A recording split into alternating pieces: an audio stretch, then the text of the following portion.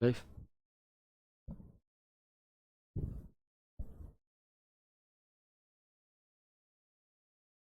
जय हिंद दोस्तों, मैं शिवम गुप्ता स्वागत करता हूं आपका अपने परिवार रोजगार विद अंकित पर। उम्मीद करता हूं आप सभी अच्छे होंगे, बेहतरीन होंगे, जिंदाबाद होंगे, एकदम शानदार होंगे। एक बार आप सभी प्यारे साथी बताएंगे आप सभी कैसे हैं। Very very very good morning, Radhe Radhe, जय श्री कृष्णा, जय हिंद, जय माँ सरस्वती। सभी दोस्तों को सभी प्यारे साथी क्लासेस जुड़ जाएंगे, बताएंगे आप सभी कैसे हैं और क्या मेरी वॉइस और वीडियो आप सभी तक प्रॉपर तरह से पहुंच पा रही है या नहीं। एक बार सभी दोस्तों सभी प्यारे साथी कंफर्म करेंगे, फिर शुरू करते हैं हम अपनी एक शानदार एक बेहतरीन एक लाजवाब क्लास, जो कि रहने वाली है आपकी एम एस एक्सेल का पार्ट 11 है ना। एम एस एक्सेल के पार्ट 11 को हम आज की क्लास में डिस्कस करने वाले हैं। कोशिश करेंगे आज की ही क्लास में हमारा ये चैप्टर फिनिश हो जाए।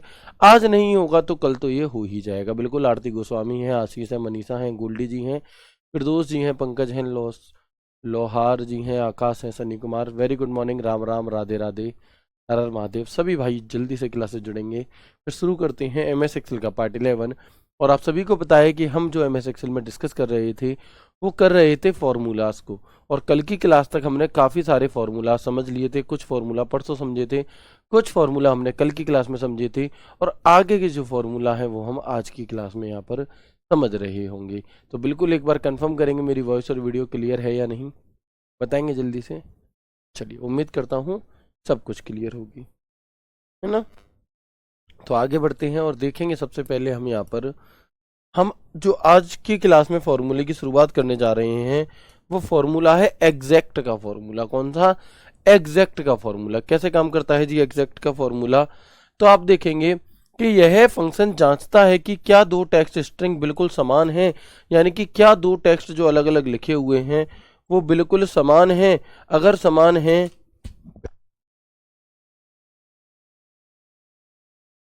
है ना, अगर बिल्कुल समान है तो ट्रू देता है, और अगर समान नहीं है तो फॉल्स देता है। ठीक है, अगर बिल्कुल समान होंगे तो ट्रू देगा, समान नहीं होंगे तो फॉल्स देगा। कैसे समान? और जो एग्जैक्ट होते हैं वो केस संवेदी भी होते हैं। नहीं आई भैया बात को समझ में? अभी आएगी, दोबारा देखो। यह टेक्स्ट स्ट्रिंग की तुलना करता है, यदि वे बिल्कुल समान है तो ट्रू आंसर आता है, यदि वे बिल्कुल समान नहीं है तो फॉल्स आंसर आता है। यानी कि दो अलग अलग सेल में लिखे हुए, है ना, यानी कि दो अलग अलग सेल में लिखे हुए जो टेक्स्ट होते हैं उनकी तुलना करता है। अगर वो सेम टू सेम एक जैसा लिखा है हूबहू तो ट्रू आंसर आएगा, और अगर नहीं लिखा तो फॉल्स आंसर आएगा। और जो ये एग्जैक्ट का फॉर्मूला होता है ये केस सेंसिटिव होता है। केस सेंसिटिव मतलब छोटे बड़े का भी अंतर करता है। कैसे? तो आप देखेंगे इसका जो फॉर्मेट होता है वो होता है हमारा equal to exact text 1 comma text 2। क्या है? Equal to exact text 1 comma text 2। ये हमारा होता है यहाँ पर इसका एग्जैक्ट का फॉर्मूला। और आप यहाँ पर देख पाएंगे कि ये फॉर्मेट होता है। मान लीजिए मैंने यहाँ पर एग्जैक्ट का फॉर्मूला लगाया और ये लिखा equal to exact BSF HCM comma BSF HCM। अब देखो लिखा तो दोनों में ही BSF HCM है, तो इसका आंसर क्या आएगा, है ना। बताएंगे इसका जो आंसर है वो क्या आएगा, ट्रू आएगा या फॉल्स। एग्जैक्ट का फॉर्मूला जो आंसर देता है वो ट्रू या फॉल्स में से देता है। तो आप मुझे बताएंगे, है ना। चले, तो बताएंगे मुझे एक बार इसका आंसर क्या आएगा।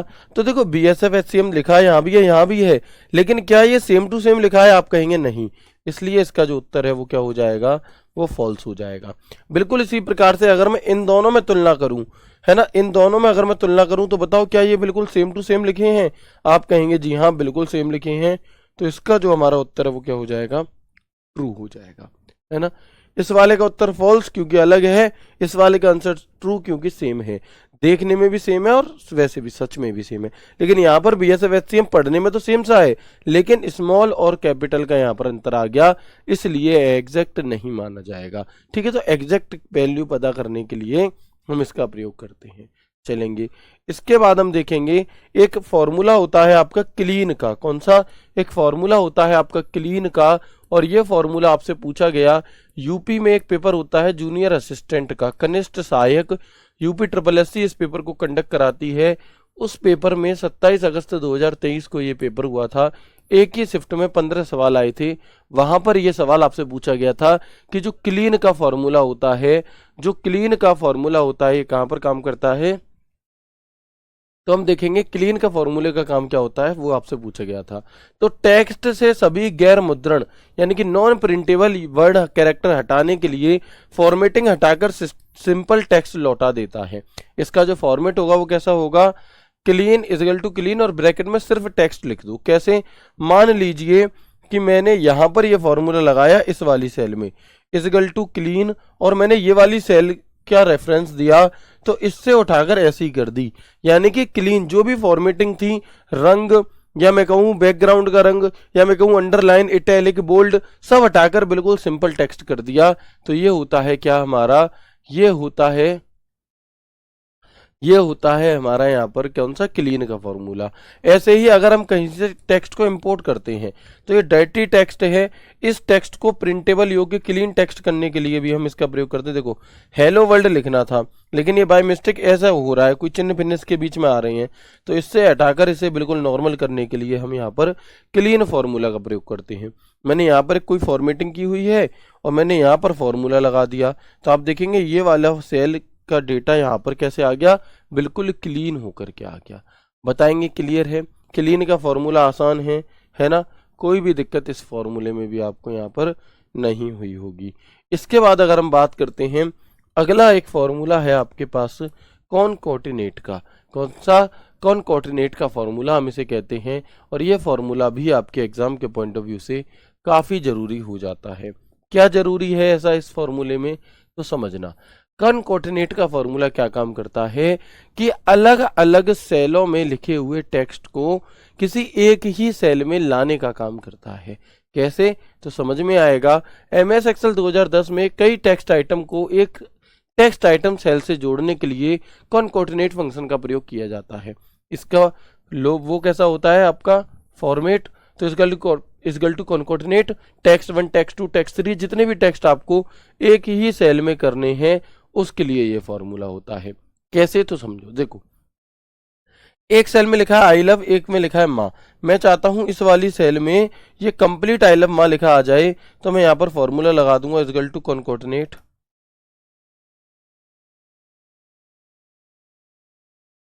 Bracket D9 E9। तो जैसे ही हम D9 E9 कोमा लगाएंगे तो क्या हो जाएगा आपका, यहाँ पर इसी वाले में ये पूरा ये लिखा हुआ आ जाएगा आई लव माँ, यानी कि दो सेलों का जो कंटेंट था वो एक ही सेल में आपका आ जाता है। इसे हम कहते हैं क्या, कॉनकॉर्डिनेट का फॉर्मूला। मान लीजिए मैंने यहाँ पर लगाया आपका यही formula is equal to कॉनकॉर्डिनेट,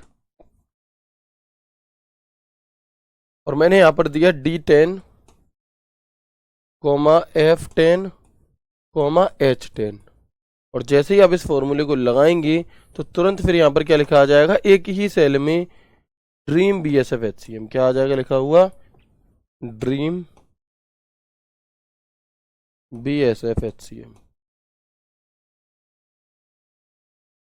dream BSF HCM लिखा हुआ आपका यहाँ पर आ जाएगा। क्लियर है बात की नहीं है, एक बार बताएंगे जल्दी से। चलो, तो 3 फॉर्मूले हमने यहाँ पर समझ लिए। यहाँ तक तो आप लोगों को कोई भी दिक्कत परेशानी समस्या तो नहीं हुई, बताएंगे आसान है। एक समझा कॉनकॉर्डिनेट का फॉर्मूला जो दो अलग अलग सेलों के कंटेंट को एक सेल में ले आ रहा है। एक पढ़ा एग्जैक्ट का जो दो सेलों के कंटेंट का कंपैरिजन करता है, अगर बिल्कुल सेम है तो ट्रू आंसर देगा, अगर नहीं है तो हमें कौन सा आंसर देगा, फॉल्स देगा। और एक हमने देखा क्लीन का फॉर्मूला जो किसी भी टेक्स्ट की फॉर्मेटिंग को हटाकर बिल्कुल क्लीन करने के काम में आता है। ठीक है जी। इसके बाद हमारा एक अगला फॉर्मूला होता है जिसे हम कहते हैं रोमन का फॉर्मूला। कौन सा, रोमन फॉर्मूला। रोमन क्या होता है, एक नंबर को रोमन में कन्वर्ट करने के लिए इसका फॉर्मेट है इजगल टू रोमन और ब्रैकेट में जो भी संख्या आपको कन्वर्ट करनी है वो। मान लो मैंने ये आंसर दिया इजगल टू रोमन, तो जो रोमन अंक नहीं होते आपके, बस इतना सा आंसर है ना, बस इतना सा आंसर है आपका। मान लो मैंने यहाँ पर लिखा है इजगल टू रोमन 20, तो इसका रिजल्ट पता है क्या निकल कर क्या आएगा। 20 को हम रोमन में कैसे लिखते हैं, ऐसे ही तो लिखते हैं, तो ये आंसर आ गया इसका, है ना। तो ये क्या आ गया, इसका आंसर आ गया। तो किसी भी टेक्स्ट को रोमन में लिखने के लिए हम इसका प्रयोग करते हैं इजगल टू रोमन D1 ये है, तो इसका आंसर क्या आ जाएगा, 4 आ जाएगा। अगर D2 होता तो इसका आंसर ये आ जाता। यानी कि नॉर्मल नंबर को अगर हम क्या बनाना चाहते हैं, रोमन अंक में कन्वर्ट करना चाहते हैं, तो फिर हम इसका प्रयोग कर सकते हैं रोमन का। कोई भी दिक्कत नहीं होगी यहाँ तक भी? बताएंगे कोई दिक्कत है क्या यहाँ तक? चलो आगे बढ़ते हैं। पांचवा है हमारा, छोटे छोटे फॉर्मूलाज हैं ये, इनमें कुछ बहुत ज़्यादा चीज़ें नहीं है। एक फॉर्मूला होता है डॉलर का, तो जो भी आप लिखोगे वो डॉलर में कन्वर्ट हो जाएगा। उसके लिए कि मुद्रा प्रारूप का उपयोग करके किसी संख्या को टेक्स्ट में परिवर्तित करता है। कैसे? देखो, इक्वल टू डॉलर नंबर और डेसिमल। डेसिमल यानी कि दशमलव के बाद आपको कितने जीरो चाहिए। मान लो यहाँ पर 10,2 लिखा है, इसका मतलब है $10.00। बस इतना सा इसका आंसर हो जाएगा। अगर मैं इसके स्थान पर आपको एक दूसरा फॉर्मूला दे दूं, इक्वल टू डॉलर 500,4, बताओ इसका आंसर क्या आएगा? इसका आंसर मुझे आप लोगों से चाहिए, बताएंगे इस सवाल का जो सही उत्तर है वो क्या आएगा?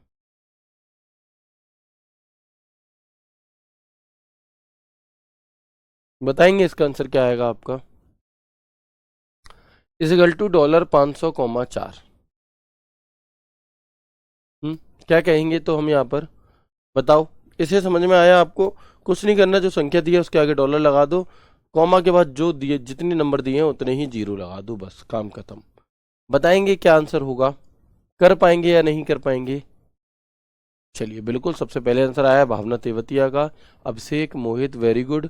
अमित, काफ़ी दोस्तों का आंसर यहाँ पर बिल्कुल परफेक्ट आ रहा है। आरती, शुभम, राहुल, बहुत अच्छे, है ना?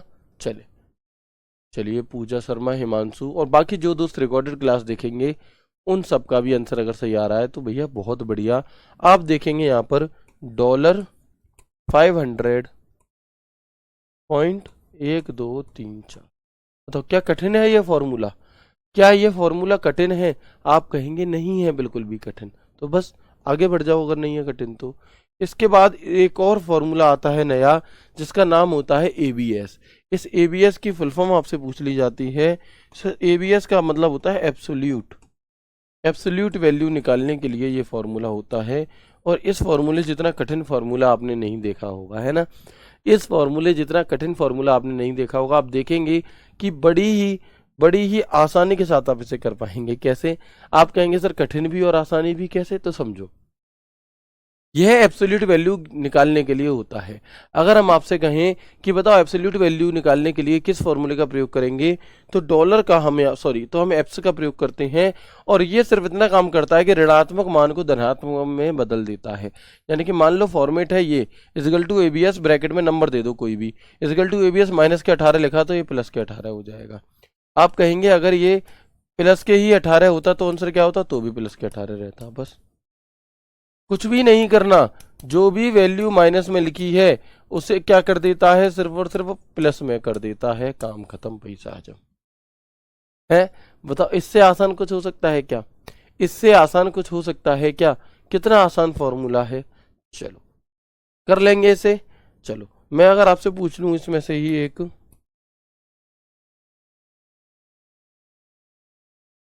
बताओ आंसर क्या आएगा? बताएंगे आंसर क्या आएगा? कोई बात नहीं, डॉलर नहीं मिला लेकिन आपको पता था लगाने का, तो कोई दिक्कत नहीं है, ठीक है। बताएं इसका आंसर क्या आएगा? इजिकल टू एबीएस माइनस के 40 दिया है। हाँ, माइनस का 5 होता तो 5 कर देते बिल्कुल। अब ये माइनस के 40 का क्या हो जाएगा यहाँ पर? 40 हो जाएगा, क्या हो जाएगा? 40 हो जाएगा, ठीक है। आसान है, आगे बढ़ जाए।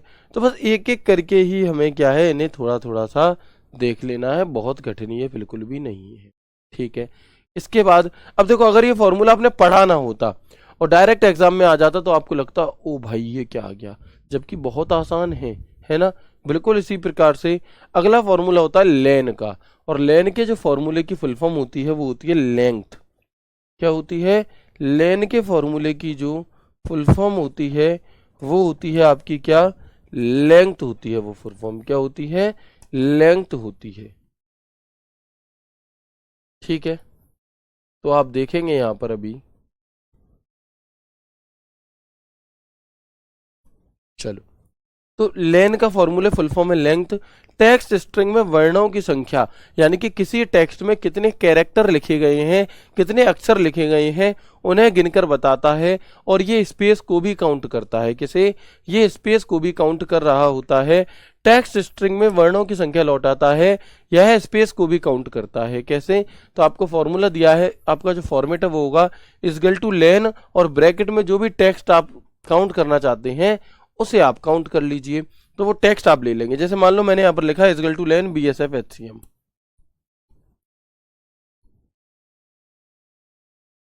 बिना स्पेस के लिखा है ना, बिना स्पेस के। तो इसका आंसर क्या होगा? 1 2 3 4 5 6। इसका आंसर हो गया 6। ठीक है। इसका आंसर क्या होगा? 1 2 3 4 5 6। इसका भी 6 हो गया, टारगेट लिखा था। इसका आंसर क्या होगा? 1 2 3 1 स्पेस 4 5 6 7 8 9 10 11, यानी कि इसका मतलब हो गया 11। क्या हो गया इसका मतलब? 11 हो गया। यानी कि जो भी अक्षर लिखे हैं उनकी गिनती और खाली जगह भी गिनी जाएगी। ठीक है। अगर मैं राधे राधे में गिनूं तो 1 2 3 4 5 6 1 स्पेस 7 8 9 10 11 12 13। ठीक है। तो ये हमारा क्या है? ये हमारा 13 इसका उत्तर हो जाता है। क्या हो जाता है? इस वाले का उत्तर 13 हो जाएगा। तो कर लेंगे इसे भी, कर लेंगे इसे भी, यस और नो। अगर कर लेंगे तो इसी बात पर मुझे इस फॉर्मूले का उत्तर बताओ कि इक्वल टू लेन H1। बताओ इसका आंसर क्या आएगा? बताएंगे इसका आंसर जो है वो आपका क्या आने वाला है यहाँ पर।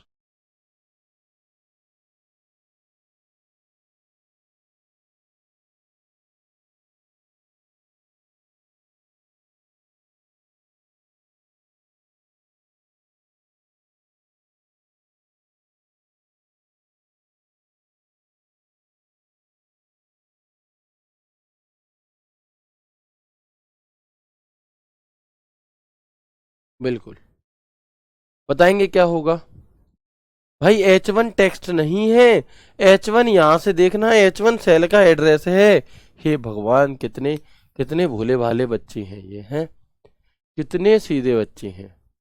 भैया H1 का मतलब ये मैंने कोई टेक्स्ट नहीं लिखा, ये मैंने सेल का एड्रेस दिया है यहाँ पर H1, यानी कि इस वाली सेल में जो टेक्स्ट लिखी है इसे काउंट करके बताओ। तो आप क्या देखोगे? 1 2 3 4 5 6 स्पेस 7 8 9 10 11 12 13 14, यानी कि आंसर होगा 14। क्या होगा आंसर? आंसर होगा इसका 14। ठीक है। चले आगे बढ़ते हैं, आसान था ये भी। आगे बढ़ते हैं और अगला फॉर्मूला देखते हैं जो कि है आपका अपर का फॉर्मूला। आप सभी ने MS वर्ड में अपर केस पढ़ा था। कौन सा केस पढ़ा था?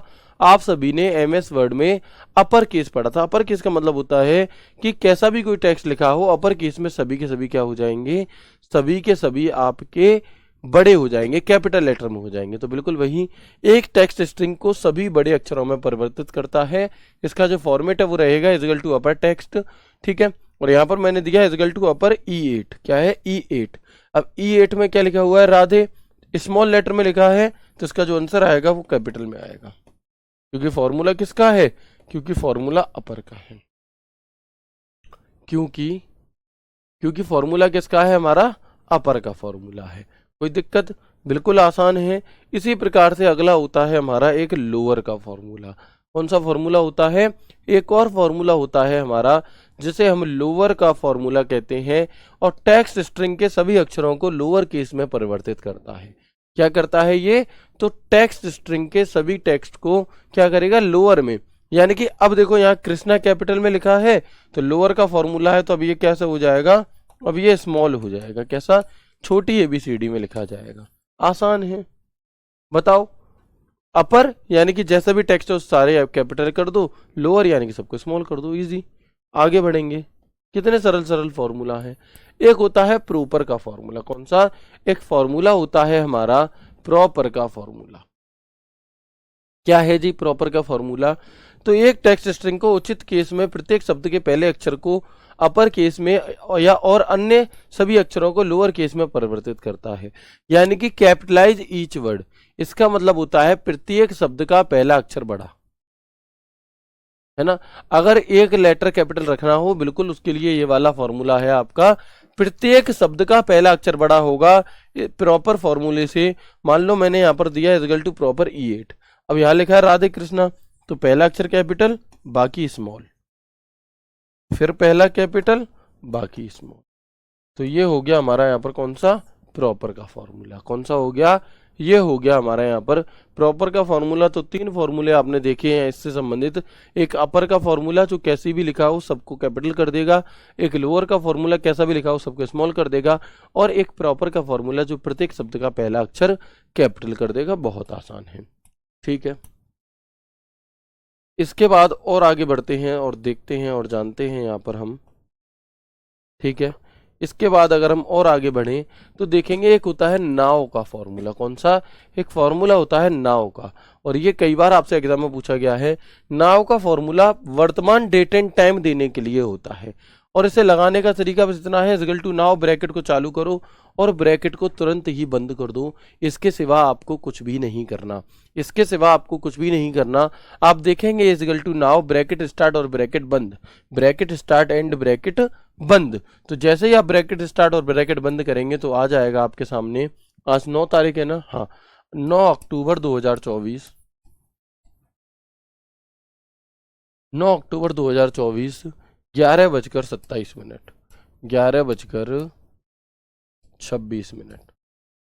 ये इसका क्या है आंसर हो गया। यानी कि जो नाउ का फॉर्मूला होता है वो वर्तमान के डेट एंड टाइम दोनों को एक साथ दिखाने का काम करता है, जबकि एक और फॉर्मूला होता है टुडे का।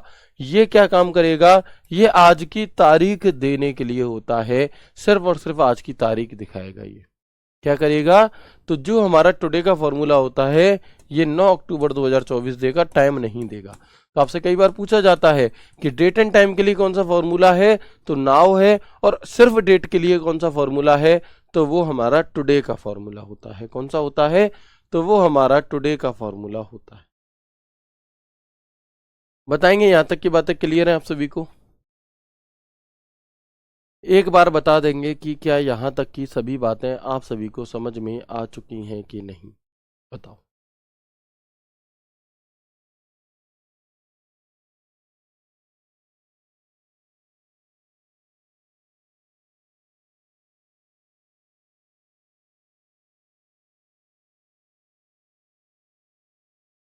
ठीक है, चले।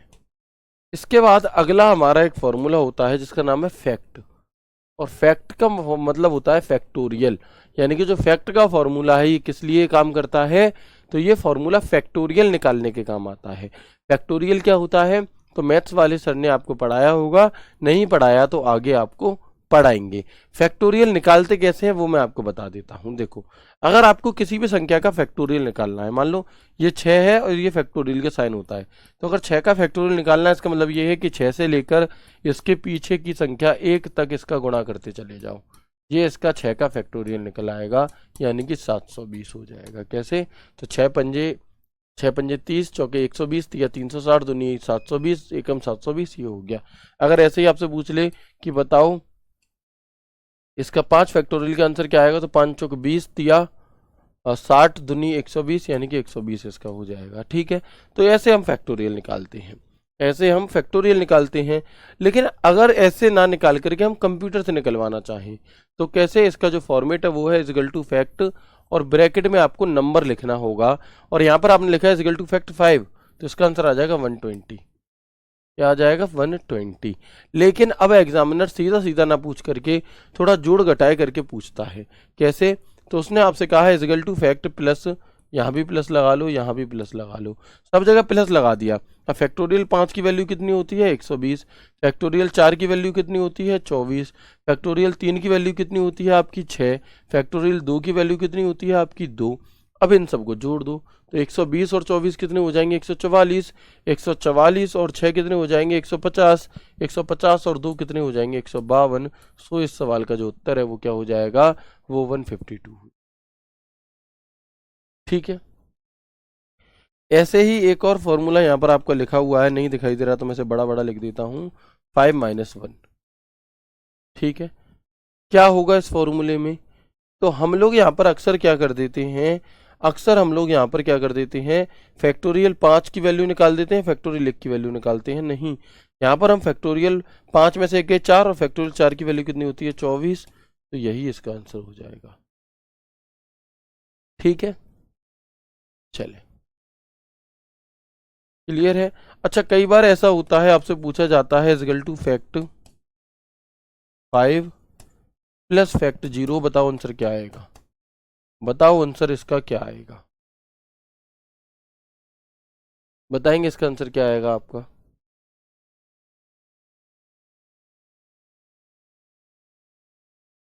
बिल्कुल ठीक है। अगर अब होता क्या है कि फैक्टोरियल 5 की वैल्यू तो हमें पता है कि ये 24 कितनी होती है आपकी फैक्टोरियल 5 की वैल्यू, तो ये हमारी होती है 120।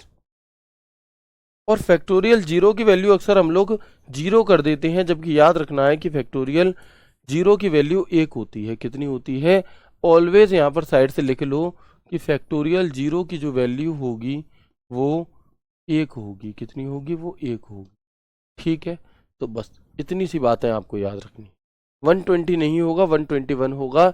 यही गलती हम और आप कर देते हैं, जो कि हमें करने से बचना है। ठीक है, क्लियर है, आगे बढ़ जाएं। बिल्कुल आगे बढ़ेंगे जी।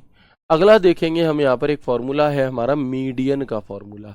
कौन सा फॉर्मूला है जी, तो अगला एक हमारा फॉर्मूला होता है यहाँ पर मीडियन का फॉर्मूला। और ये क्या काम करता है, तो माध्यिका निकालने के लिए, जैसे आप और हम मैथ्स में आपने माध्यिका निकालना सीखा होगा, मीडियन निकालना सीखा होगा, है ना, वही होता है माध्यिका निकालने के लिए। कि माध्यिका निकालने के लिए सबसे पहले दिए हुए नंबर को आरोही क्रम में लगाएं, फिर बीच वाली संख्या ही उत्तर होगी। यदि बीच में दो संख्याएं हैं तो उनके योग का आधार उत्तर होगा, आधा उत्तर होगा। कैसे, तो मान लो इसका जो फॉर्मेट है वो दिया है इक्वल टू मीडियन, और संख्याएं देते चले जाओ जैसे यहाँ पर दी भी हुई हैं, है ना। तो सबसे पहले हम क्या करेंगे, ना आरोही क्रम, घटते या बढ़ते क्रम में लगाएंगे, तो घटते क्रम में लगा लो। सबसे छोटी संख्या कौन सी है, 24, उससे बड़ी कौन सी है 28, उससे बड़ी कौन सी है 30, उससे बड़ी संख्या कौन सी है 36, उससे बड़ी संख्या कौन सी है 42। तो ये हमारी कुछ यहाँ पर बड़ी संख्याएं हैं, है ना। ये हमारी यहाँ पर क्या है, कुछ बड़ी संख्याएं हैं, बिल्कुल। अब इनमें से हमें क्या करना है, देखो अगर अगर विषम संख्या गिनतियों में विषम है तो बीच वाला उत्तर हो जाएगा। ठीक है, ये हो गया 30, इसका उत्तर हो जाएगा, क्या हो जाएगा 30 इस सवाल का उत्तर हो जाएगा। ठीक है, आगे बढ़े। इसके बाद अगर मैं आपसे कहूं, यहाँ पर एक और फॉर्मूला दिया है A1 से A4, यानी कि अब इसे अगर मैं यहाँ पर लगाऊंगा 30, 40, 50 और 70, ये संख्या हमें दी हैं। अब इसका कैसे निकालें, इसमें तो बीच वाली है ही नहीं, तो बीच की दो संख्याओं के जोड़ यानी कि 90 का आधा 45, इसका उत्तर हो जाएगा। ये होता है मीडियन का फॉर्मूला। ठीक है, चलो। राजन कुमार कह रहे हैं सर इतना डीप तो 2022 में भी नहीं पढ़ाए थे। भाई अगर मुझे सेम टू सेम वैसा ही पढ़ाना होता 2022 जैसा ही, तो फिर ये बैच क्यों आता, बताओ आप।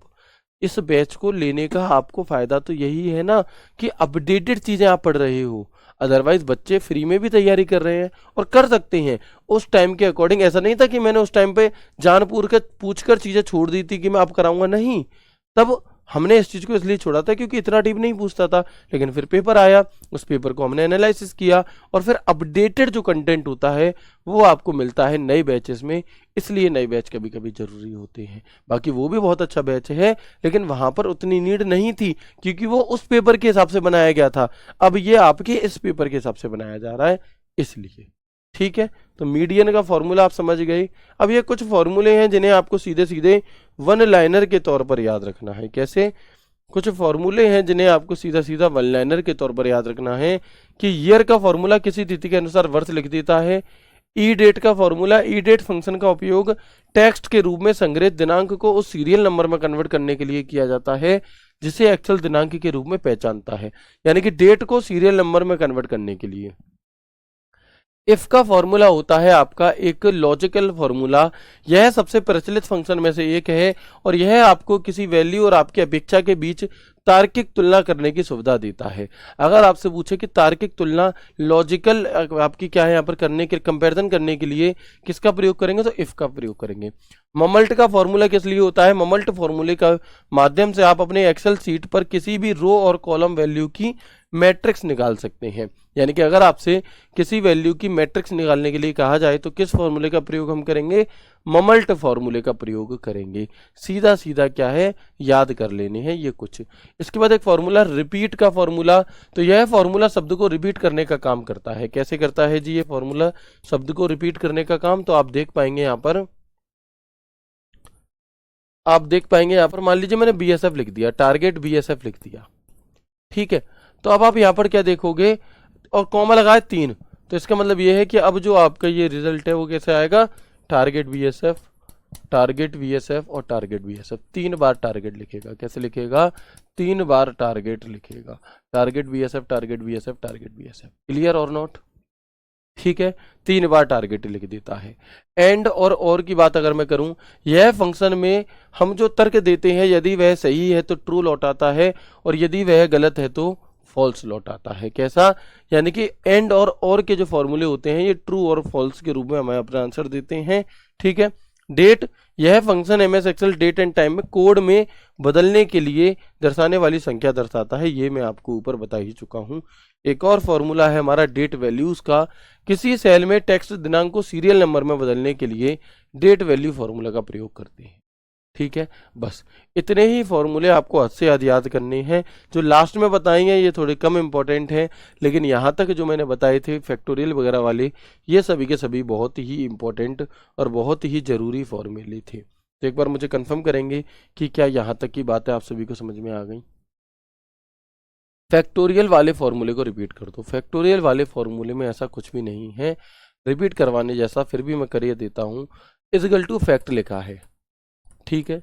यहाँ पे मैंने कर दिया फैक्टोरियल 3, तो बस हमें कुछ नहीं आंसर करना, 3 गुणा 2 गुणा 1 करके आंसर दे देना है। 3 दूनी 6 एकम 6, यानी कि 6 इसका उत्तर हो गया, काम खत्म, ठीक है।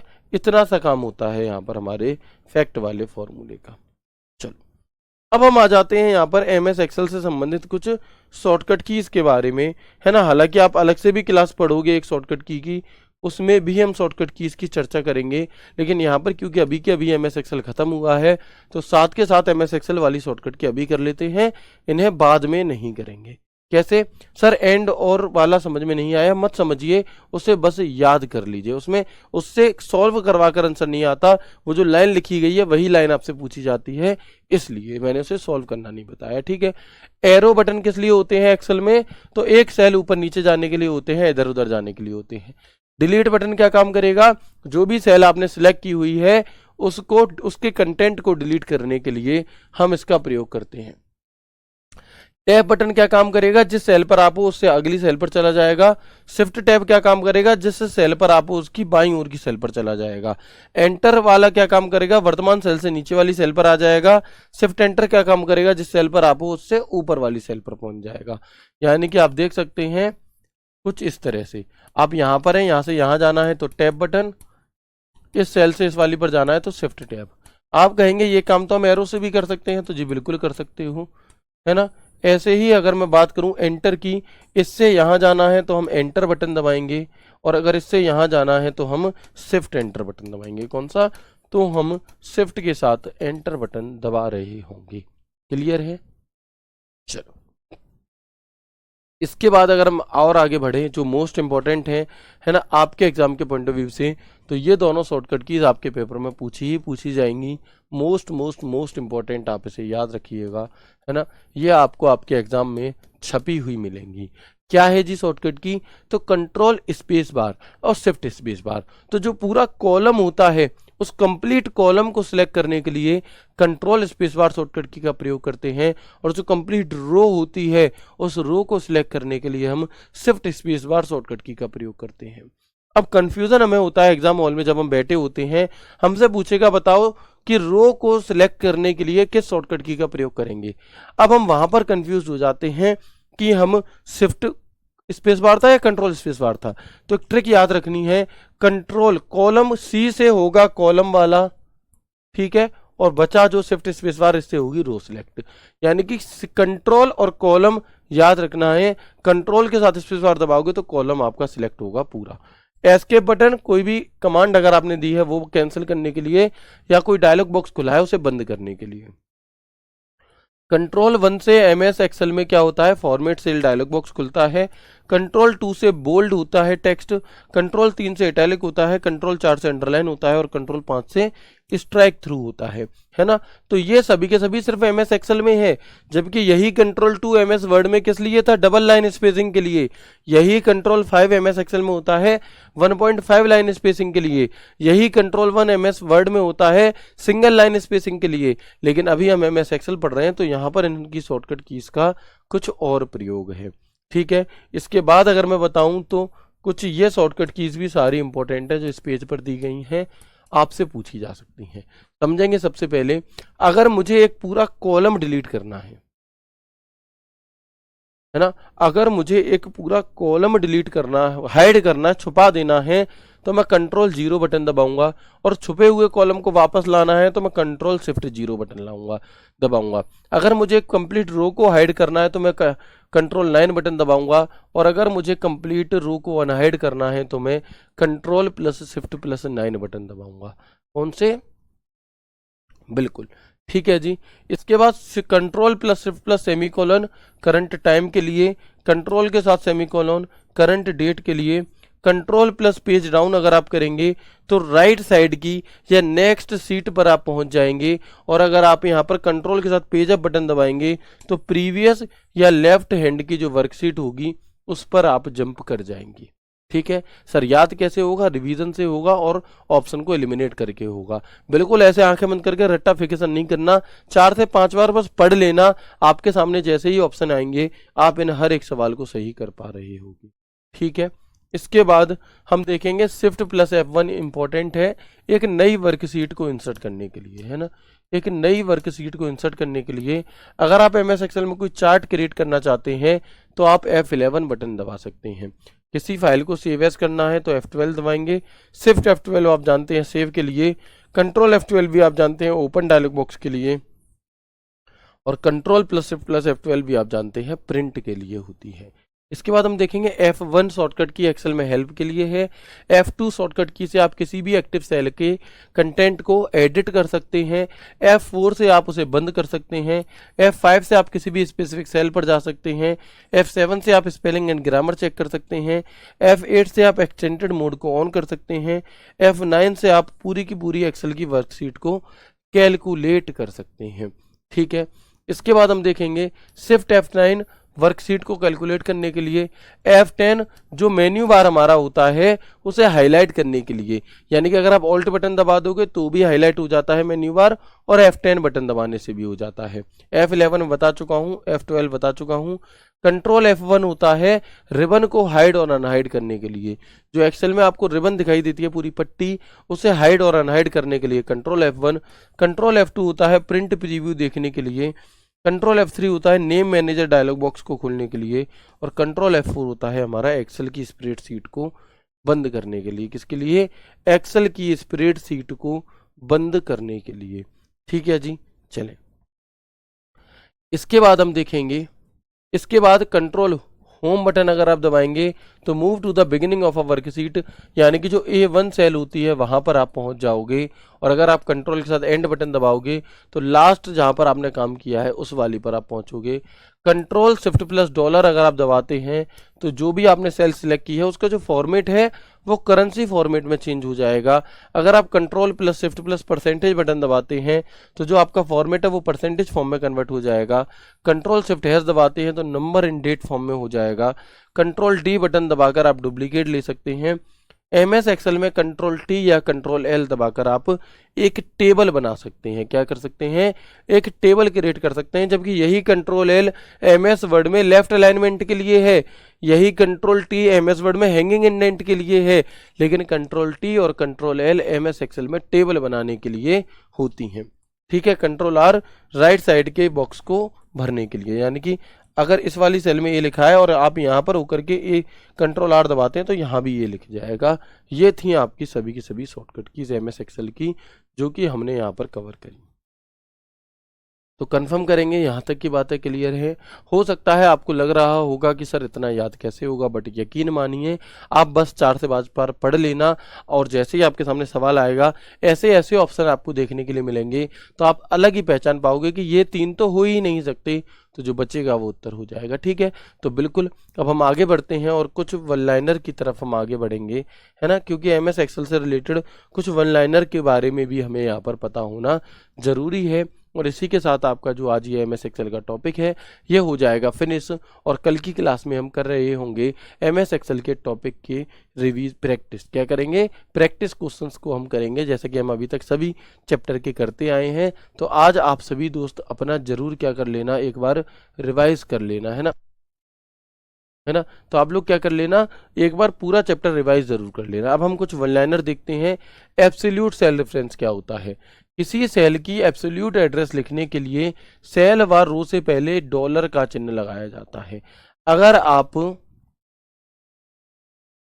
है ना, चलिए, अगर आप क्या करेंगे, अगर आप डॉलर, अगर आप किसी भी सेल के आगे, मान लो देखो मैंने आपसे कहा था कि एक फॉर्मूला है, मान लो A1, वो एक सेल है A1, इसमें मैंने एक फॉर्मूला लिखा है is equal to A2 plus B2, और अगर मैं इस A1 को कॉपी कर दूं C1 में, तो बताओ फॉर्मूला क्या हो जाएगा? तो आप कहेंगे भैया is equal to C2 plus D2 हो जाएगा, लेकिन यही होता था। लेकिन अगर मैं यहाँ पर फॉर्मूला बदल दूं और मैं लिखूं $A2 प्लस $B2, और अब मैं आपसे कहूं कि अगर मैं सेल A1 को कॉपी करके, सॉरी यहाँ थोड़ा सा करेक्शन करेंगे, $2 ठीक है। अब अगर मैं आपसे कहूं कि इस A1 को कॉपी करके कहीं और पेस्ट करना है, तो यही वैल्यू आएगी। क्यों? क्योंकि डॉलर लगा करके हमने इसे क्या कर दिया है, एब्सोल्यूट कर दिया है, फिक्स कर दिया है। अब इसे कॉपी पेस्ट करने पर ये अपनी जगह चेंज नहीं करेगी। ठीक है, क्या सर जी बार बार एमएस वर्ड और एमएस एक्सेल की क्लास देखने से बिल्कुल याद हो जाएगा? बिल्कुल याद होगा, यही एक तरीका होता है याद करने का। एब्सोल्यूट रेफरेंस का प्रयोग तब किया जाता है जब आप सेल रेफरेंस को विशिष्ट सेल पर फिक्स करना चाहते हैं। अगर आप A1 सेल को एब्सोल्यूट बनाना चाहते हैं तो $A $1 कर दो, यानी कि कॉलम और रो दोनों से आगे क्या लगाना होगा, डॉलर आपको लगाना होगा। ठीक है, इसके बाद हम देखेंगे स्टेटस बार क्या होता है। तो स्टेटस बार वर्कशीट विंडो के निचले किनारे का एक नाम है, जिसमें हमें 2010 में वर्कशीट के बारे में अलग अलग प्रकार की जानकारी मिलती है। जैसे कि अगर आपने कोई रेंज सिलेक्ट करी तो उसका सम, उसका एवरेज, और कितनी कॉलम आपने सिलेक्ट की हैं, कितनी सेल इसमें आ रही हैं, कितनी भरी हुई सेल इसमें आ रही हैं, ये चीजें आपको दिखाई देती हैं स्टेटस बार के अंदर। ठीक है जी, बताएंगे यहाँ तक कोई दिक्कत परेशानी समस्या?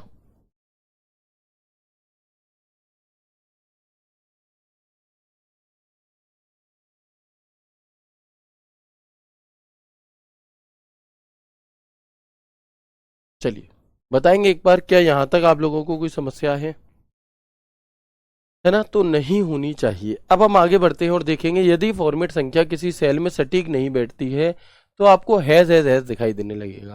यानी कि अगर आपने जो नंबर टाइप किया है वो काफी बड़ा है तो वहां पर फिर हैज हमें दिखाई देने लगता है। एमएस एक्सेल में किसी फॉर्मूले की शुरुआत कैसे होती है? बराबर के चिन्ह से होती है। फॉर्मूला में जब कोई एरर आता है तो हम उसे कैसे दिखाते हैं? इजिकल टू नेम के नाम से दिखाते हैं। कैसे? Is equal to name, sorry has name के नाम से ऐसा लिखा हुआ वहां पर आ जाता है। एमएस एक्सेल में एक बार में एक से अधिक वर्कशीट को प्रिंट करने के लिए आप कंट्रोल बटन दबाकर दूसरी वर्कशीट को भी क्या कर सकते हैं? सिलेक्ट कर सकते हैं। ठीक है, शिफ्ट बटन दबाकर आसन्न यानी कि निकटवर्ती सेल सिलेक्ट की जा सकती हैं। इसके बाद हम देखेंगे कंट्रोल बटन दबाकर हम दूर दूर की सेलों को सिलेक्ट करते हैं। ठीक है, एमएस एक्सेल में एक समय में एक से अधिक वर्कशीट प्रिंट करने के लिए कंट्रोल बटन दबाते हैं, बता चुके हैं। एमएस एक्सेल में इफ एरर कैसा फॉर्मूला है? तो ये लॉजिकल फॉर्मूला है। और एमएस एक्सेल में टेक्स्ट के संयोजन के लिए किस चीज का प्रयोग करते हैं? तो एम्परसेंड का प्रयोग करते हैं। ये वन लाइनर है। ये क्या है आपके? ये वन लाइनर है जो आपको देखने हैं। ठीक है, चलो तो आज की क्लास को हम यहीं तक रखते हैं और आपका जो एमएस एक्सेल है वो हो जाता है यहाँ पर खत्म। क्या हो जाता है, जो आपका MS एक्सेल का टॉपिक है वो हो जाता है यहाँ पर खत्म। अब अगर आप लोगों को कोई डाउट, कोई समस्या, कोई परेशानी है 2 मिनट, तो आप मुझसे पूछ सकते हैं। इसी के साथ हम अपने MS एक्सेल के चैप्टर को करेंगे आज फिनिश। लगभग 11 क्लासों में ये खत्म हुआ है और 12वीं क्लास जो होगी यानी कि कल की क्लास वो होगी इसके प्रैक्टिस सेट की क्लास। तो आप सभी यहाँ पर तैयार होकर के आइएगा, अच्छा खासा रिवीजन करके आइएगा, क्योंकि 50 क्वेश्चंस मैं आपके सामने लेकर आने वाला हूँ जो कि MS एक्सेल के होंगे। और सबसे ज़्यादा क्वेश्चंस क्योंकि MS एक्सेल में दिल्ली पुलिस में या फिर हम कहें आपका जो UPPCL के पेपर होते हैं उनमें पूछे जाते हैं, तो इसलिए हम यहाँ पर क्या करेंगे, उन सभी क्वेश्चंस की प्रैक्टिस कर रहे होंगे कल की क्लास में। ठीक है, तो प्लीज़ एक बार सभी दोस्त बताएंगे कि क्या आपको यहाँ तक की सभी बातें क्लियर हैं। बिल्कुल। चलिए सर, दुर्गा पूजा में क्लास ऑफ रहेगी भैया? नहीं रहेगी, है ना, नहीं रहेगी। चलिए वेरी गुड। नेक्स्ट चैप्टर कौन सा होगा? पावर पॉइंट को पढ़ेंगे। ठीक है, बिल्कुल, वेरी गुड। ठीक है, MS एक्सेल की मैराथन ऑलरेडी डली हुई है, उसे आप देख सकते हैं। रिवीजन करके फिर भूल जाते हैं, क्या करें, फिर से रिवीजन करो। भूख लगती है और भूख लगने के बाद खाना खा लेते हैं और फिर से भूख लगने लगती है, तो फिर से खाना खाते हैं। जब तक भूख लगे तब तक खाना खाते रहो। तो जितनी बार भूलो उतनी बार रिवीजन करो, याद हो जाएगा। ठीक है, चलिए ठीक है जी। तो मिलते हैं आपसे कल की क्लास में एक नए, एक शानदार सेशन, एक बेहतरीन क्लास के साथ। सभी दोस्त रिवीजन करके जरूर आइएगा। तब तक के लिए राधे राधे, जय श्री कृष्णा, जय हिंद।